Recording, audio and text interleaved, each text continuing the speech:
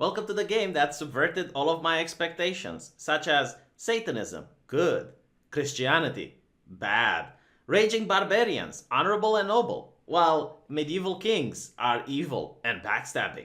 But most important of all, a game that teaches you that if you want one of your underage daughters to survive, you either need to marry her off to a old king, or allow her to flourish into a gender nonconformist lesbian, complete with nose piercings and tattoos, and then allow her to run away from home with her underage girlfriend. But before we get ahead of ourselves and delve into the Game of Thrones ripoff of a story, let's talk about the gameplay.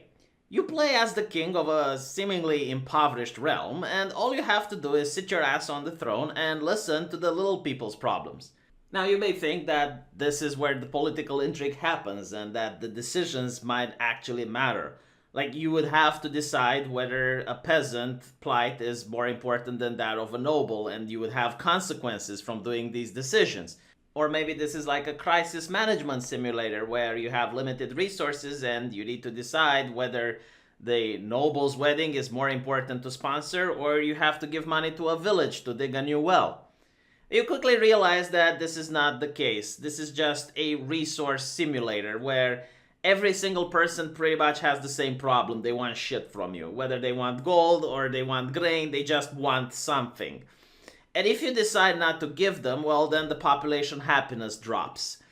The idea is that if people are happy, then they're more likely to pay their taxes, while if people are unhappy, then they're more likely to hide their wealth from the tax collector. Every now and then you have the decision to send one of your agents rather than to pay the fee. So for example, if a village is terrorized by bandits, you can either decide to give them gold in order for them to hire mercenaries, or send your own general with a couple of troops in order to arrest those bandits yourself. And once you do this, that agent will become unavailable for the next couple of weeks. Meaning that the most important decision that you can do is to figure out what prices are really expensive to pay and just send your agent rather than pay the fee. So instead of being a wise monarch and making the right decisions, you feel like you're being extorted by your own peasantry. Because very rarely there is a reason not to give what they're asking, and you're going to cause unhappiness if you refuse. Like, for example, one of the first people that you meet is asking you to fund his wedding. Now, logic would dictate that if you were to do this, then every single person that's going to get married in the future will also come asking you for money. It would be unfair to give money to a single wedding and not the others. And as I mentioned before, you play the role of a monarch that is governing a poor kingdom. There are more pressing matters to concern yourself with, such as digging wells so that the crops don't die, and making sure you have sufficient enough force in order to drive off bandits that are looting and plundering other villages. But the game rarely seems to appreciate this. If you do not give money for a crisis, then you get unhappiness. If you get unhappiness, then you get less money in the future from taxes. So literally the only way to play it is to just make sure that you're pumping as much money as possible from the beginning of the game into the peasantry to make them happy and give you a better income. Oh, and every now and then you have the bankers coming in order to give you a loan. I recommend you never accept this just because you have to pay it back, and it's quite difficult to do so. I have played the entire game without taking a single loan from the bank. I guess the other resource that's important is food. Not having food means you lose the game, so you need to make sure that always the food supply is at least on positive. And you also need food in order to feed your army, because if you don't, then they're going to start deserting.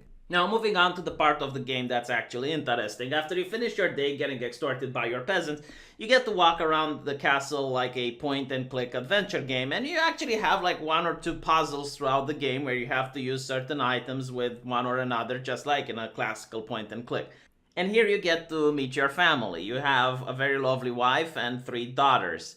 The youngest daughter seems to be raising a graveyard that grows bigger and bigger of dead animals, as she actually literally loves them to death. The middle daughter is inspired from Arya Stark in Game of Thrones. As I mentioned before, she starts off as being very tomboyish, is interested in sword fighting. And then you have the oldest daughter that I guess is, again, inspired from Sansa Stark from Game of Thrones, that you're going to marry her off to a psychopath. And that is the story of the game. Now I'm going to give you a little bit of a spoiler, so if you're interested in playing the game, you might want to stop here. But I'm not going to spoil the ending or spoil major events, just a little bit from the beginning in order to try to get people interested if they want to play this game. In the beginning of the game, you are told that barbarians, people from behind the mountains, are invading your lands. And the peasantry is complaining that their villages are being burnt down and all their valuables are being stolen, and anyone that doesn't manage to run away in time is being killed. So you have to send people to investigate, and as you do so, you find out that the barbarians in questions are now led by a thug that, when you were young, managed to capture you and your wife. He forced you to promise that he will let you go only if you're going to give your first daughter in marriage to him. A promise that the king made at the time but had no intention to keep. So now you realize that the barbarians are amassing a large army in order to claim what is rightfully theirs, your daughter's hand in marriage. In order to avoid this, the king decides to make a political alliance with a much larger and wealthier kingdom. In exchange for an army of 3,000 men, you are going to give your daughter in marriage to the son of the king. So in the first chapter of the game, you have to clear out any bandits surrounding the castle and organize the wedding.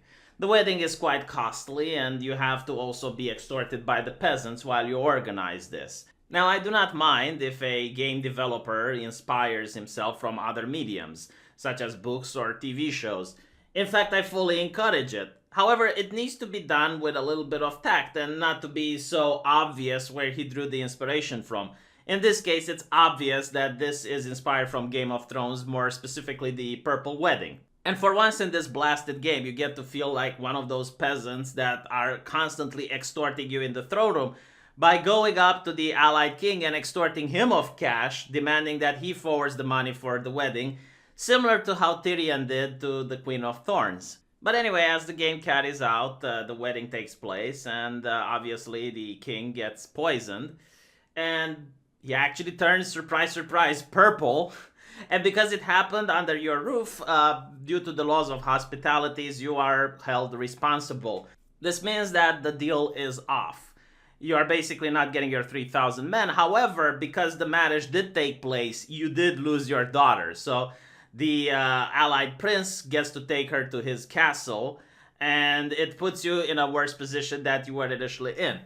So for Act 2, you have to figure out which is the person that poisoned the king. If you do not manage to do this, then it might be war between not only you and the barbarians invading, but you and the allied neighboring prince. Now, it doesn't matter how you play the game or what decisions you make, this outcome will happen every single time.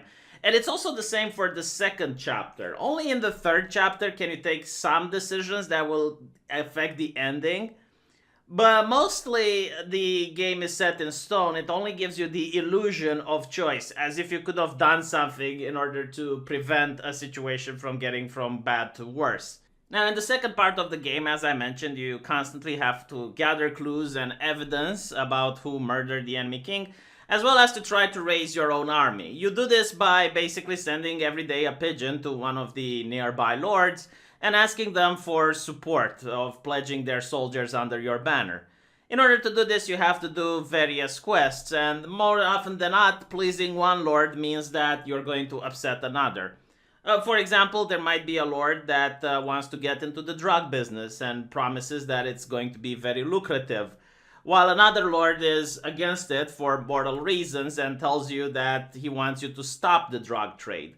Allying with one of these lords is going to give you a perk in the next battle, as well as their soldiers, but it's going to alienate the other lord entirely. So you're going to raise up your army, and no matter if the army is big or small, the outcome is going to be the same with the second battle. And then you're going to realize what the third battle is going to be about, but I'm not going to spoil it. Suffice to say, you're going to be in for a siege. However, this is the part where the story completely stops making sense, and you just get no border activist bullshit being stuffed down your throat, and you pretty much have to play along with it if you want the good ending. You see, you find out that the people that were coming from behind the mountains, yeah, sure, they were barbarians, but they were just honorable and noble people, and not all of them were raping and pillaging. It was just some of them, and you are such a bigot for not making the distinction. And you should just let them run around on your fields now, because you see, they didn't really want to fight you. Like when they saw your forces, they just wanted to move around you, but because you decided to defend a strategic location, which was a narrow checkpoint, they had to go through you. So they really didn't want to fight, but you kind of pushed their hand to do it. And then when you captured their king, the guy that you promised your firstborn daughter to, he didn't really expect it that you would go on the promise. Like, even though he threatened that he's going to come to your court in 14 days with an army, he wasn't actually going to do it. He was just a very reasonable individual. And then you get like other kings in order to give you some support so that you fight against the big baddie. And one of the kings actually says, oh no, the barbarians are people too. You just need to give them food and allow them free roam on your land. While the other king is like, no, if you do that, I'm not going to support you. You need to kill them all because, they invade our lands and blah, blah, blah. So you need to make the distinction between these two kings. And on top of that, right, like your daughter, the ones that's like Arya Stark, decides to fall in love with not just any other girl. No. She falls in love with the daughter of the king that you just fought, the king of the barbarians, all right? And if you don't want her to die, or you don't want her to marry her off to an older king, like take into account she's underage, you need to allow her to run away with this girl so that you don't see her ever again. And of course, like this is like allowing a woman of royal blood to go out on the streets where literally anyone can kidnap her. In fact, there is like even one of the lords that comes up to your throne room and says, my daughter was kidnapped and she was being held for ransom, because that's what people used to do to royalty if they would walk around unescorted. I mean, even today when Justin Trudeau decides to break quarantine and visit his people, his family on Easter, he still has to take an entourage with him, because that's what happens when people are important. No, that's fine. That's fine. Just let her run off by her own so that you never see her again. And this is considered the quote-unquote happy ending. It's ridiculous. It is just so immersion breaking. I just can't even. Now, the little girl, she also likes to have a lot of pets. And if you want her to survive the last encounter, you have to let her keep a pet bear. Even though like no sane parent would allow a little girl to have a pet bear, well, you have to allow her to do this, because otherwise she's not going to survive the last encounter of the game. So, it's all these progressive things that are being shoehorned in. Like, for most part, the game kind of makes sense. But, like, when your daughter says, oh, she's got a nose piercing and a tattoo, how did you get a tattoo in a medieval society? Like, nose piercing, that gets infected. They didn't discover germ theory at the time. They didn't know. But anyway, whatever.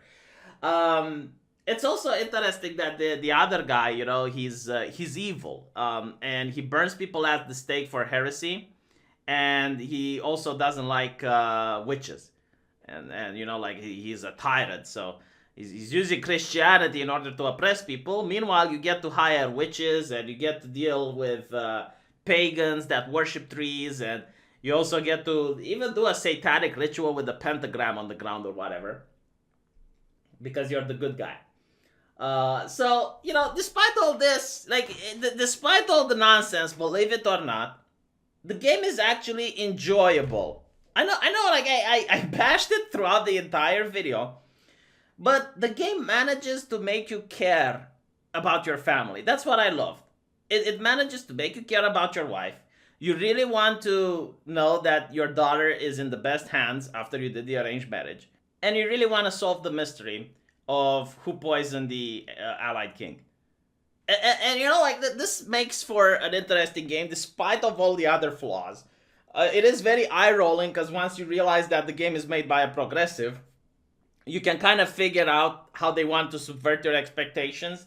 Like, the moment I realized that, alright, this is a progressive game, I was like, yeah, so I can just take all the barbarians in and be nice to them, and there are going to be absolutely no repercussions. Because that's what the game wants to do, to show you that you're a bigot. See, you shouldn't chase the barbarians away, because maybe they would have allied with you if you were nicer.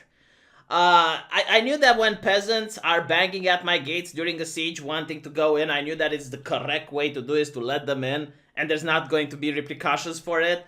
Like that's my only beef. Like once you understand that the developer is a progressive, you kind of understand their morality, so you kind of know what is the quote unquote correct thing to do. Like I knew that I should encourage my daughter to be as progressive as she desires and run away with her loved one, never to be seen again, because doing anything in the contrary and being anything else would result in getting her a bad ending.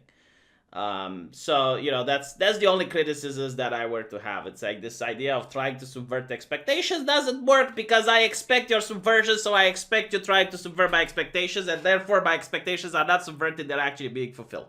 Now, would I recommend this game to someone else? Yes. It was entertaining. I had fun with it. I'm going to be honest. I'm sorry. If I was entertained, I'm going to tell it to other people, and then they can make their own decisions. There are a lot of things that do happen that I didn't expect, and I didn't spoil them for you so that you can enjoy them if you want to play the game. But yeah, no, I know like people would be like, oh, it's social justice. How can you recommend something? It's like, well, if it's social justice that's actually serviceable, and there are parts of the game that are redeemable and make it into a 6 or a 7, yeah, sure, why not? I'll tell you this, you know, despite all the flaws, once I started playing, I couldn't stop until I finished it. And I got the good ending. I'm literally that good. But anyway, right, let me know what you think in the comment sections, and I'll see you guys there.